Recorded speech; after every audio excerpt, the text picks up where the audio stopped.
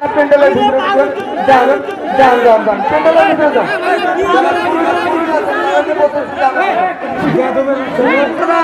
বসে যান আপনারা বসে যান আপনারা বসে যান আপনারা হয়ে গেছেন আপনারা বসে যান বসে যান বসে যান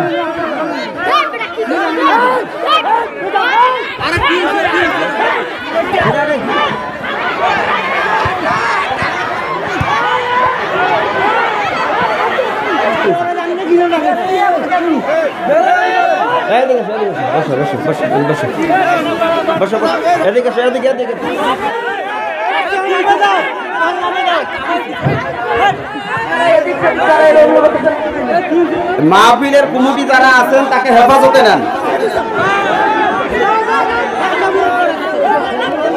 মাহফিলের কমিটি যারা আছেন তাকে হেফাজতে নেন। মেহেরবানি করে বসে যান, সকলে মেহেরবানি করে বসে যান ইনশাআল্লাহ। সকলে মেহেরবানি করে বসে যান। মাহফিলের কমিটি বিন্দু যারা আছেন, দায়িত্বশীল যারা আছেন, ছেলেটাকে হেফাজতে নেন, দয়া করে বসে যান, কেউ গন্ডগোল করবেন না, বসে যান। জিন্দেগি তো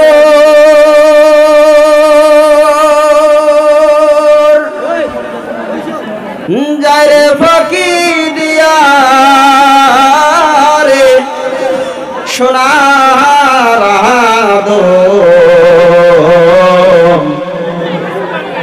জিন্দেগি তো যায় ফাঁকি দিয়া। আমার হাতে হাত রাখিয়া বলবি কেউ আর মাকে কষ্ট দিব না। আয় নাই যে যুবক দাঁড়ায় গেছে, 5টা যুবক আমি চাই, 5টা যুবক আমি চাই। এই 5 জনের মধ্যে কি তোরা থাকবি না? আল্লাহ তাকে দেখো না, আমি যেরকম মা ভক্ত,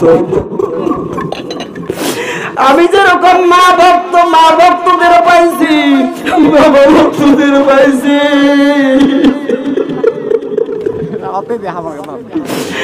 আমার মা আজকে ডাক্তারখানা থেকে আসছে, আমার মায়ের একটা কিডনি নাই। আমার মা বলে সন্তান তুই না থাকলে বলো আমি দুনিয়ায় থাকতাম না, বাবা আমার জন্য দোয়া করে। আজকে কোরআনের কথা শোনাইতে পারতেছি মা বাবার দেওয়ার জন্য। এ যুবক তওবা কর, নিয়ত করি মারের কষ্ট দিবি, ওই বাবার আর কষ্ট দিবি না। আল্লাহ দেখো না যারা হাত দিল, আল্লাহ তাদের মা গুলোরে কবুল করে নাও, ব্যবসা বাণিজ্য বরকত দিয়া দাও। যারা মাকে কষ্ট দিছে আল্লাহ ওই মা গুলোরে মাফ করে দাও, সন্তান গুলো মাফ করে দাও। কথা দাও আর কোনদিন বারে কষ্ট দিবা না, বাবারে ধমক দিবা না। আল্লাহ নিজে বলে, আল্লাহ নিজে বলে ধমক দিবা না। রাজি আছো তো ইনশাআল্লাহ? আল্লাহ আমার যুবকদের কবুল করো, যুবকদের কবুল করো, ব্যবসা বাণিজ্য বরকত দাও, তাদের জীবনের মোড়গুলোরে চেঞ্জ করে দাও। যারা যে নিয়ত করে দুনিয়াতে চলবে সফলতা সকলের জীবনে দিয়ে দাও। সকলে বলি আল্লাহুম্মা আমিন। আল্লাহ তোমাদের কবুল করুক। আমি মনে করি আজকের এই দোয়া কবুল আল্লাহ করবেন ইনশাআল্লাহ। নিয়ত নবীজি মসজিদের মেম্বারে বসিয়া সাহাবাদেরকে সামনে বসায়া যখন নাকি ওয়াজ করতেছিল, এমন সময় দরজা দিয়ে আসতেছে হযরতে আবু যর গিফারি। যখন আবু যর গিফারি আসে, জিবরাইল আমিন ডাক দিয়ে বলেন, নবীজি দেখেন না আপনার সাহাবী আবু যর আসতেছে। এবার নবীজি ডাক দেয়া বলেন, রে জিবরাইল, ওইটা যে আবু যর গিফারি তুমি কেমনে চেনা? জিবরাইল আমিন ডাক দিয়ে বলেন, নবীজি শুধু আমি নয়, আসমানের সমস্ত ফেরেশতারা আছেন, এটা আবু যর গিফারি। কেন কেন কারণ কি? আবু যর গিফারির 2টা এমন আমল আছে ও নবী, যেই 2টা আমলের কারণে আবু যর গিফারিকে আসমানের সমস্ত ফেরেশতারা চেনে। নবীজি ডাক দিয়ে বলে, ও জিবরাইল সেই গুণ 2টা কি? জিবরাইল আমিন বর্ণনা করেন। 1 নম্বরের গুণ হচ্ছে আবু যর গিফারি কখনো নিজেকে বড় মনে করে না। সুবহানাল্লাহ। নিজেকে কখনো আর আমরা মুই মসজিদের সভাপতি, মুই দলের সেক্রেটারি, তুই কাই রে? বড় মনে করে কি করে না? এদিকে যদি ঢুকি, কথায় কথায় যদি ঢুকি, তাফসীর হবে না, 2-4 ঘন্টা যাবে। আমি খুব সংক্ষেপে সামনে আগাচ্ছি। এবার জিবরাইল 2 নম্বরে কারণ বর্ণনা করেন। আবু যর গিফারীর আমল নামার মধ্যে এত এত এত এত এত এত এত সূরা ইখলাস তিলাওয়াতের আমল জমা আছে, যত পরিমাণ আমল, যত পরিমাণ সূরা ইখলাসের তেলাওয়াত অন্য কোন সাহাবীর আমল নামায় জমা না। সুবহানাল্লাহ। এই 2টা কারণে আবু যর গিফারীকে আসমানের ফেরেশতারাও চিনে। আর হামাক যদি খালি এমপি মন্ত্রী চিনলে হয় আর আরো 2-1টা রাষ্ট্র চিনলে হয়, তাহলে তো বাপরে কি কন, কি নামি দামি ব্যক্তি। আর আসমানের ফেরেশতারাও আমাদেরকে চিনবে, তাহলে সূরা ইখলাসের আমল বেশি করার দরকার আছে না নাই বলেন? আমার বন্ধুগণ, আমার বাবাজিরা, আমি খুব সংক্ষেপে আগাচ্ছি, লক্ষ্য করে দেখবেন। ছোট ছোট আরো কয়েকখানা হাদিস আপনাদের সামনে বলে দেয়া যাব। বাজানো সূরা ইখলাস যে ব্যক্তি 3 বার পাঠ করবে, আমার আল্লাহ পাক রব্বুল আলামিন 1 খতম কোরআনুল কারীম তেলাওয়াত করার সওয়াব তার আমলনামায় লিখে দেয়। কঠিন না সহজ?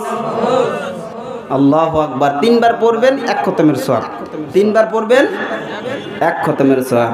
আর একটা হাদিসে আসছে, যে ব্যক্তি সূরা ইখলাস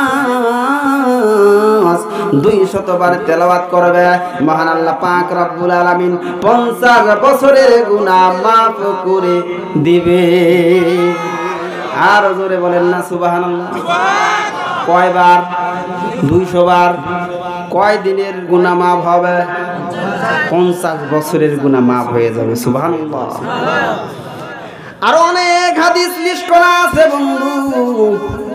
এই হাদিস দ্বারা প্রমাণ হয়ে যায়, যারাই নাকি সূরা ইখলাসকে ভালোবাসবে, যারা নাকি সূরা ইখলাসকে মহব্বত করবে, মহান আল্লাহ পাক রব্বুল আলামিন ওই সমস্ত মানুষদেরকে ভালোবাসবে। শোনেন না, আর একটা সুন্দর চমৎকার হাদিস শোনেন না, বলবো নাকি? যে ব্যক্তি 10 বার সূরা ইখলাস পাঠ করবে, দেখেন না, আমি হাদিসটা শুরুর দিকেও বলেছিলাম, মান কারাআ সূরাতুল ইখলাস, মান কারাআ কুল হুয়াল্লাহু আহাদ 10 মাররাতান, যে ব্যক্তি নাকি 10 বার সূরা ইখলাস পাঠ করবে, মহান আল্লাহ জান্নাতের ভিতরে তার জন্য একটা ঘর বানায় দিবে। দুনিয়ার বিল্ডিং বানাইলাম, বড় একটা ছাপ্পিটা ঘর দেয়, 2 তলা 4 তলা 5 তলা। হিংসা করেন, মুই দিবার পাও না। আপনি সূরা ইখলাস 10 বার পড়ে নেন, আল্লাহ কয় তোর জন্য জান্নাতে একটা বিল্ডিং বানাই দিলাম।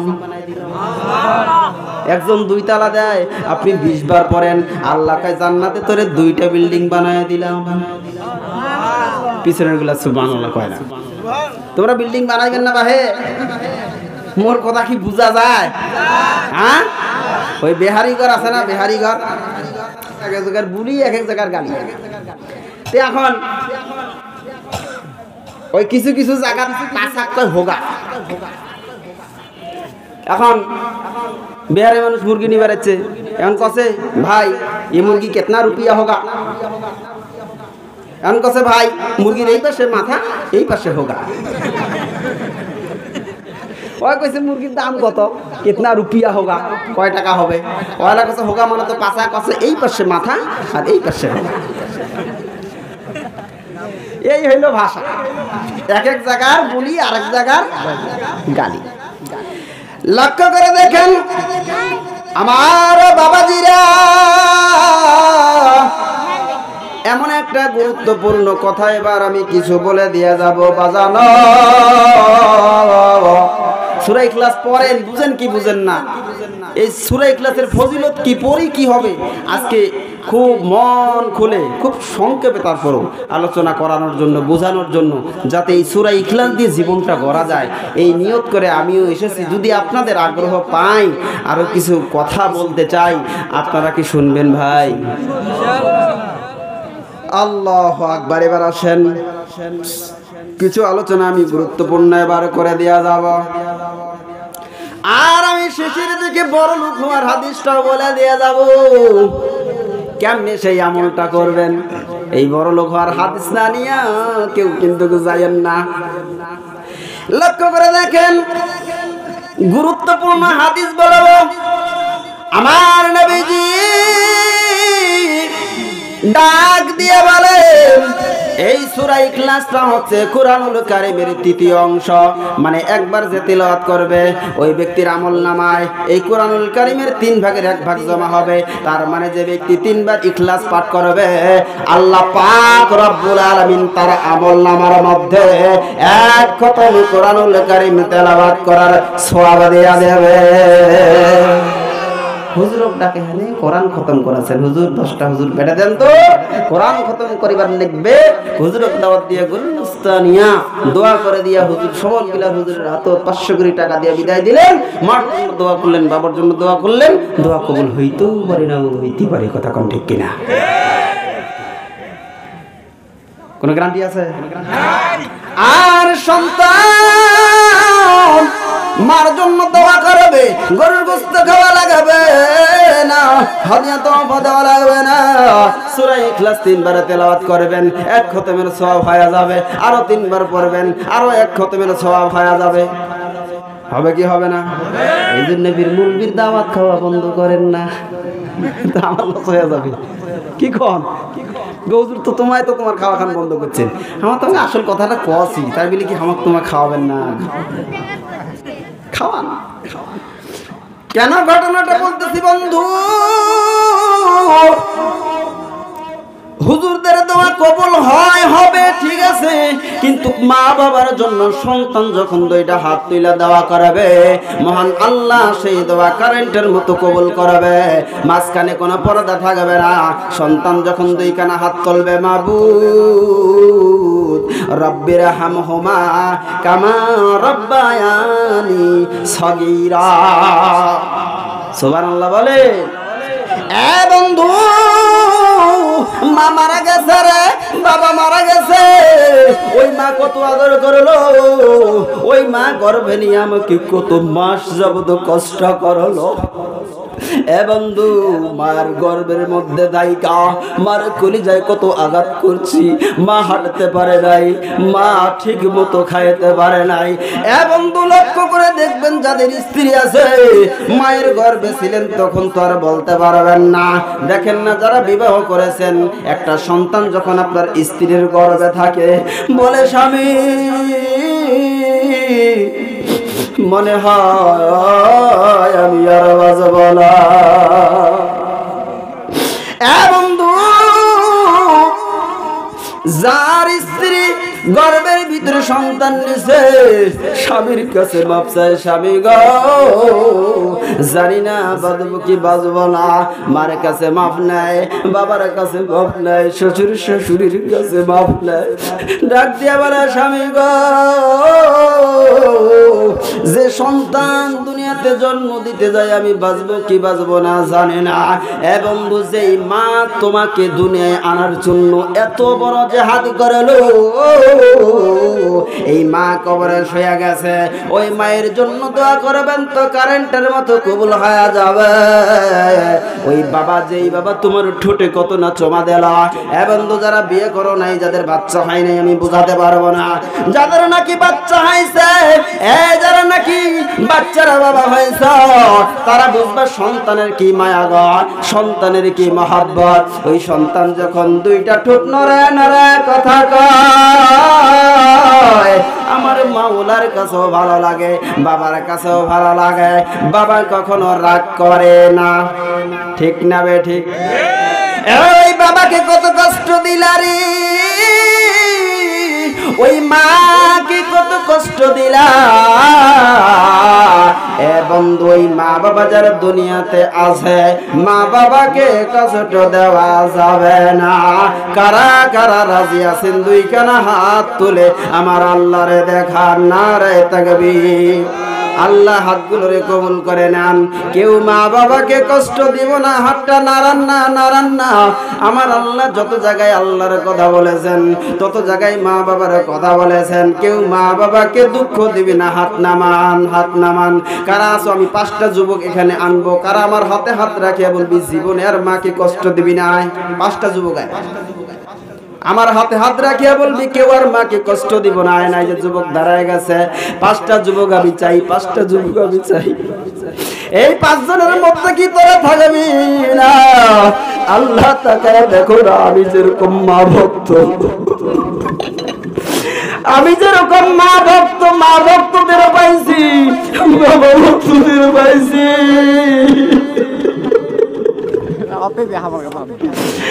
আমার মা আজকে ডাক্তারখানা থেকে আসছে, আমার মায়ের একটা কিডনি নাই। আমার মা বলে সন্তান তুই না থাকলে বলে আমি দুনিয়ায় থাকতাম না। বাবা আমার জন্য দোয়া করে। আজকে কোরআনের কথা শোনাইতে পারতেছি মা বাবার দেওয়ার জন্য। এ যুবক তওবা কর, নিয়ত করি মায়ের কষ্ট ওই বাবার আর কষ্ট দিবি না। আল্লাহ দেখো না যারা হাত দিল, আল্লাহ তাদের মা গুলোরে কবুল করে নাও, ব্যবসা বাণিজ্য বরকত দিয়া দাও। যারা মাকে কষ্ট দিছে আল্লাহ ওই মা গুলোরে মাফ করে দাও, সন্তান গুলোরে মাফ করে দাও। কথা দাও আর কোনদিন বারে কষ্ট দিবা না, বাবারে ধমক দিবা না। আল্লাহ নিজে বলে, আল্লাহ নিজে বলে ধমক দিবা না। রাজি আছো তো ইনশাআল্লাহ? আল্লাহ আমার যুবকদের কবুল করো, যুবকদের কবুল করো, ব্যবসা বাণিজ্যে বরকত দাও, তাদের জীবনের মোড়গুলোরে চেঞ্জ করে দাও। যারা যে নিয়ত করে দুনিয়াতে চলবে সফলতা সকলের জীবনে দিয়ে দাও। সকলেই বলি আল্লাহুম্মা আমিন। আল্লাহ তোমাদের কবুল করুক। আমি মনে করি আজকের এই দোয়া কবুল আল্লাহ করবেন ইনশাআল্লাহ। নিয়ত করা যায় না ইনশাআল্লাহ? আল্লাহু আকবার। আমার মার একটা কিডনি নাই, মা দোয়া করে, বাবা দোয়া করে। সেই মা বাবার দোয়ার কারণে হয়তো আমি কোরআনের কথা আপনাদের মাঝে শোনাইতে পারতেছি। মনে হয় এটা আমি আল্লাহর কাছে আশাবাদী। আমি নাকি দুনিয়াতে যেদিন ভূমিষ্ঠ হয়েছি সেদিনই আমার বাবা বলছে আমার এই সন্তানটারে আল্লাহর রাস্তায় দিয়ে দিলাম, দ্বীনের রাস্তায় দিয়ে দিলাম। যেরকম দোয়া করবেন সন্তানের জন্য, এরকম আল্লাহ তাআলা আপনাকে সন্তানের বানায় দিবেন, বানায় দিবেন। এই জন্য সন্তানগুলোরে আলেম হাফেজ বানানোর নিয়ত করা যায় না ইনশাআল্লাহ? লক্ষ্য করে দেখেন, আমি খুব সংক্ষেপে শেষের দিকে যাব। যেহেতু সূরা ইখলাসের তাফসীরটা ধরেছি, আমার বন্ধুগণ, আমার বাবাজিরা, ধনী যদি হতে চান, যে হাদিস খানা আমি এখন আপনাদের সামনে বলে দেয়া যাব, এই হাদিসটা বর্ণিত হয়েছে সাহাল ইবনে সাদি থেকে হাদিস বর্ণিত। এবং তিনি বর্ণনা করে একদিন একজন গরিব সাহাবী আসলো। গরিব সাহাবী আসিয়া দয়াল নবীর ডাক দিয়ে বলে, নবীজি, নবী গো, আমি খুব গরিব সাহাবী, আমার এমন একটা আমল দেন যেই আমলটা করিয়া আমি বড় লোক হবার পাবো, ধনী হবার পাবো। নবীজি সূরা ইখলাস থেকে দেখেন না এমন একটা আমল শিখায়া দিল। এবার সাহাবী সেই আমলখানা নিয়ে বাড়ি যায়। সূরা ইখলাসের আমল সিস্টেমটা পরে বলতেছি। এবার সাহাবী সূরা ইখলাসের আমল নিয়ে বাড়ি যায়। বাড়ি যাওয়ার পরে সেইভাবে আমল করে, সেইভাবে আমল করে। আমল করার পর কিছুদিন পর আর সেই সাহাবীরে দেখা পাওয়া যায় না। হঠাৎ করে একদিন নবীজির সাথে সাক্ষাৎ। এ সাহাবী, তুমি সেই গরিব সাহাবী না যাকে আমি আমল শিখায়া দিয়েছিলাম, যাকে আমি আমল শিখায়া দিয়েছিলাম? যেই তুমি গরিব ছিলা, এখন কি তোমার কি অবস্থা? আমলের রেজাল্টটা কি? কয়, নবীজি, বকরির পালে বকরি থোয়ার জায়গা নাই, গরুর খাওয়ারে গরু থোয়ার জায়গা নাই, হাঁসের পালে হাঁস থোয়ার জায়গা নাই। কথা বুঝেন নাই? কি এমন আমল শুনবেন তো? তাহলে আমল করলে আপনাদেরও সেই বরকত হবে। সুবহানাল্লাহ বলেন। আমলের সিস্টেমটা বলবো, লক্ষ্য করে দেখেন। যারা চলে যাবেন কিন্তু আমল পাবেন না, আপনাদেরকে কিন্তু অ্যাটাক করে রাখছে ওই জায়গায়, মন চাইলেও সম্ভব না। দেখবেন একটু একটু ব্যাখ্যা করে নেই, তারপরে শেষের দিকে চলে যাব, সময় যেহেতু সব। এবার আসেন সূরার ভিতরে ঢুকবো, শেষের দিকে আমলটা আমি বলে দেব। এবার আসেন বিসমিল্লাহির রহমানির রহিম, বলেন বিসমিল্লাহির রহমানির রহিম। তিনবার পড়বো, এক খতমের সওয়াব সবাই পাবো। তারপরে সূরাটার ভিতরে কিছু কথা বলে শেষের দিকে যাব। বলেন কুল হুয়াল্লাহু আহাদ আল্লাহুস সামাদ লাম ইয়ালিদ ওয়ালাম ইউলাদ ওয়ালাম ইয়াকুল লাহু কুফুয়ান আহাদ। বিসমিল্লাহির রহমানির রহিম। কুল হুয়াল্লাহু আহাদ আল্লাহুস সামাদ লাম ইয়ালিদ ওয়ালাম ইউলাদ ওয়ালাম ইয়াকুল লাহু কুফুয়ান আহাদ। বিসমিল্লাহির রহমানির রহিম। কুল হুয়াল্লাহু আহাদ আল্লাহুস সামাদ লাম ইয়ালিদ ওয়ালাম ইউলাদ ওয়ালাম ইয়াকুল লাহু কুফুয়ান আহাদ। লক্ষ্য করেন, আল্লাহ বলেন যখন নাকি ওই যে খ্রিস্টানরা আর ইহুদিরা নবীজিকে প্রশ্ন করলো, নবীজি তোমার আল্লাহ কিসের তৈরি? ইটের তৈরি না মাটির তৈরি না কাঠের তৈরি না সোনার তৈরি না কিসের তৈরি?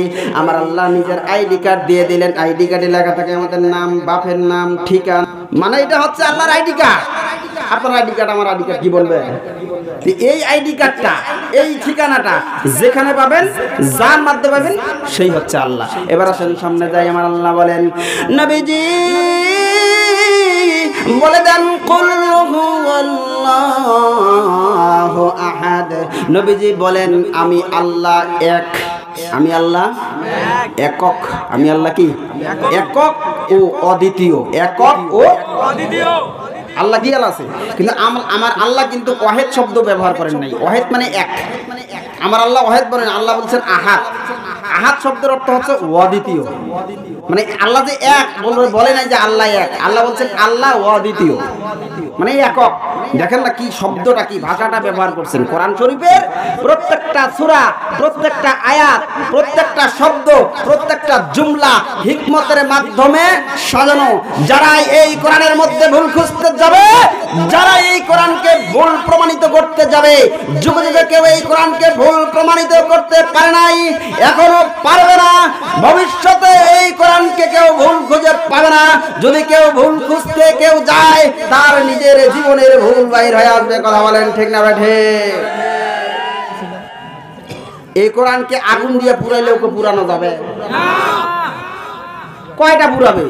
এই যে কত হাফেজে কোরআন কিনে বসে আছে। একটা হিন্দু নকুল কুমার বিশ্বাস গান লেখছে, কি গান জানেন? গানটা একটু গাইবো কয় যদি আগুন লেগে, যদি আগুন লেগে ধ্বংস হয়ে যায়, ধ্বংস হয়ে যায়, যদি আগুন লেগে ধ্বংস হয় পৃথিবীর সব বইয়ের দোকান, তবু বিশ্ব থেকে হারাবে না পবিত্র কোরআন। বলেন না, তবু বিশ্ব থেকে হারাবে না, তবু বিশ্ব থেকে হারাবে না। যদি আগুন লেগে ধ্বংস হয়ে যাই, ধ্বংস হয়ে যায়, যদি আগুন লেগে ধ্বংস হয় পৃথিবীর সব বইয়ের দোকান, তবু বিশ্ব থেকে হারাবে না পবিত্র কোরআন। বলেন না, তবু বিশ্ব থেকে হারাবে না, তবু বিশ্ব থেকে হারাবে না। করবে কেমন করে কোরআন ধ্বংস? আগুনের তেজ আছে বিশ্বভরা অগণিত কোরআনের হাফেজ। কথা ঠিক না বেঠিক? তারা ছাপায় আসমানি গ্রন্থ, তারা ছাপায় আসমানি গ্রন্থ, বাঁচাবে ইসলামের মান, তবু বিশ্ব থেকে হারাবে না। জোরে বলেন, তবু বিশ্ব থেকে হারাবে না। কোরআন কি কেউ মুছায় দিতে পারবে? এই গানটা লেখছে একটা হিন্দুর বাচ্চা, হিন্দু নকুল কুমার বিশ্বাস। ইসলাম নিয়ে লেখাপড়া করেছে, ইসলামের জ্ঞান, ওরকম জ্ঞান মনে হয় একজন মুসলমানও নেই। কোরআন নিয়ে, আল্লাহকে নিয়ে, রসুলকে নিয়ে অসংখ্য গান সে লিখছে। আল্লাহ তাকে দ্বীনের রাহে, ইসলামের জন্য কবুল করুক, মুসলমান বানানোর তৌফিক দিন। আমিন বলেন।